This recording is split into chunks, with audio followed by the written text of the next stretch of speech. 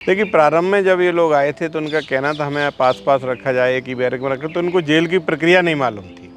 जब आए तभी बता दिया गया कि पुरुष जेल और महिला जेल बिल्कुल अलग होती है, उसमें कोई संपर्क नहीं है, नहीं रखा जा सकता। हम मेंटली बहुत डिस्टर्ब हो गए थे। हमें समझ में नहीं आ रहा था हम करें क्या। हमें तो आस रहती थी कि भाई 2 साल के लिए गया है, 2 साल बाद आएगा, हमारे से मिले जुलेगा। अब वो जो आस थी, अब वो भी खत्म कर दी इन्होंने तो। ये मेरठ की वो कहानी है जिस कहानी ने पूरे देश को हिला कर रख दिया। मुस्कान ने अपने पति का कत्ल अपने आशिक के साथ मिलकर किया और फिर पति के शरीर के 3 टुकड़े कर नीले ड्रम में सीमेंट के साथ उसे हमेशा के लिए कैद कर दिया। मुस्कान का सच पुलिस को मुस्कान के ही माँ बाप ने बताया और फिर पुलिस से मांग की कि हमारी बेटी को फांसी पर चढ़ा दिया जाए। जो भी इंसिडेंट हुआ है उससे यही कहना चाहती हूँ दुनिया के सभी बच्चों से, बच्चों प्लीज अपने पेरेंट्स से कुछ मत छुपाओ। मेरे बच्चे ने ये बड़ी गलती करी है। वो अब मैं बार बार पूछती थी बेटा क्या प्रॉब्लम है, क्यों इतने वीक हो रहे हो, 2 साल में 10 किलो वेट कम होना। उसने मुझसे बहुत कुछ छुपाया। आज वही वजह है कि वो जेल में है, ब्रेन वॉश हुआ है, नशे किए हैं, क्या किया है हमें कुछ नहीं पता। अगर जरा सा भी वो हमसे कुछ शेयर करती तो शायद आज वो इस स्थिति में ना होती। तो सब दुनिया के सामने सभी बच्चों के लिए है कि प्लीज अपने पेरेंट्स से सब कुछ कहो। अगर कुछ गलत भी कर रहे हो तो वो भी कहो, तुम्हारे पेरेंट्स तुम्हारा साथ देंगे।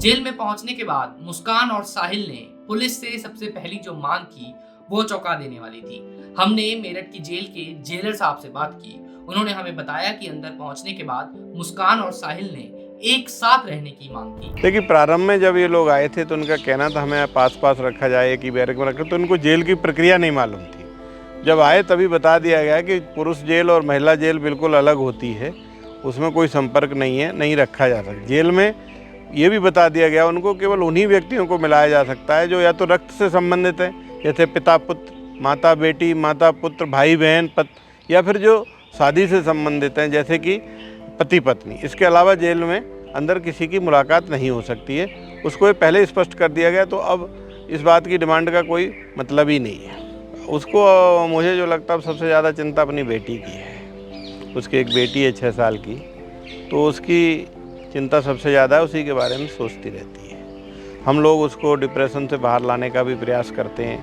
उसको चिंता से मुक्त करने का प्रयास करते हैं, लेकिन बेटी के बारे में ज़्यादा सोचती है। महिला बैरक में चूँकि मुस्कान बंद है, महिला बैरक में सुबह शाम धार्मिक पाठ प्रार्थनाएँ होती हैं। सुंदरकांड प्राय रोज़ होता है, रामायण का पाठ रोज़ होता है, तो वो भी उसमें बैठ रही है, वो भी कर रही है। वीडियो के पब्लिक किए जाने तक मीडिया रिपोर्ट्स के मुताबिक मुस्कान के प्रेग्नेंट होने की खबर पर मेडिकल टीम ने मोहर लगा दी है। लेकिन जब हमने जेलर साहब से मुस्कान की प्रेगनेंसी को लेकर सवाल किया तो सुनिए उन्होंने क्या कहा। किसी भी बंदी के जो पर्सनल वेयर अबाउट्स हैं उसको बताना तो उचित नहीं है, लेकिन मैं सिर्फ इतना बताना चाहूँगा, प्रेगनेंसी को टेस्ट करने की एक प्रक्रिया है। हमारे चिकित्सक जब पाते हैं, उनको लगता है कि जेल के चिकित्सकों की कोई बंदी आई है वो प्रेग्नेंट है, तो फिर वो गायनेकोलॉजिस्ट डिस्ट्रिक्ट हॉस्पिटल से, महिला हॉस्पिटल से बुलाते हैं। गायनेकोलॉजिस्ट को भी लगता है अगर, तो वो फिर रेफ़र भी कर सकती हैं या कन्फर्म भी कर सकती हैं। तो अभी ऐसी चिकित्सकों ने कोई प्रक्रिया प्रारंभ नहीं की है। गायनेकोलॉजिस्ट आएंगी, मंथली विजिट्स होती है उनकी, तभी इस बात पर कोई टिप्पणी की जा सकती है। जेल में पहुंचने के बाद अब मुस्कान को अपने किए पर पछतावा है और अपनी 6 साल की बेटी के लिए मुस्कान चिंता करती है, लेकिन अब इस चिंता का लिहाजा कोई फायदा नहीं है। मुस्कान के पति का भाई और उसकी माँ अब मुस्कान और साहिल के लिए फांसी की मांग करते हैं। पहले भाग के शादी करी थी इन्होंने, दिल्ली में कहीं आर्य समाज मंदिर है कोई, वहाँ पे उधर वहाँ शादी करी थी।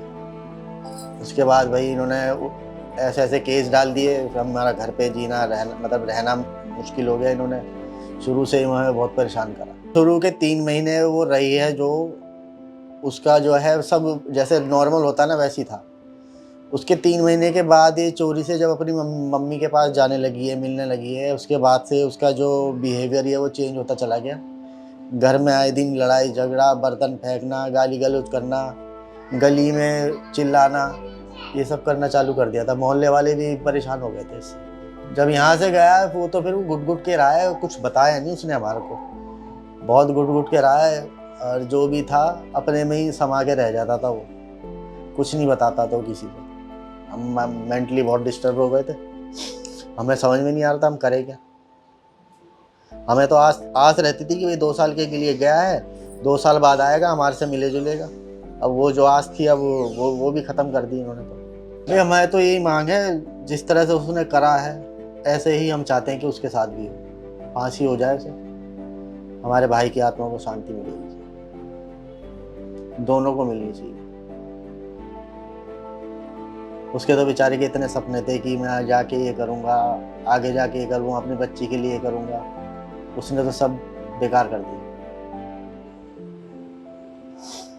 कोई कमी नहीं छोड़ी, जो इतनी महंगी ड्रेस पे जिस पे हाथ रख दिया उसने, मुस्कान ने, वो सब दिलाया उसे।